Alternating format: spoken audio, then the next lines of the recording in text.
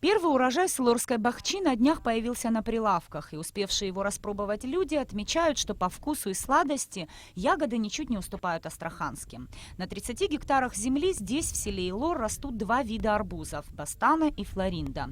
Этот сельскохозяйственный проект был запущен при поддержке греческих инвесторов. Компания «Кастор» производит свою продукцию по выращиванию арбузов, а арбузы только на минеральных удобрениях. Никаких химических веществ не присутствует. На бахче трудятся пока немногим более 10 человек. Условия труда, собственно, как и заработная плата, их устраивают. Работы ведутся согласно греческим технологиям выращивания этой бахчевой культуры. В день здесь собирают до 10 тонн арбузов. Цена продажи – 25 рублей за килограмм.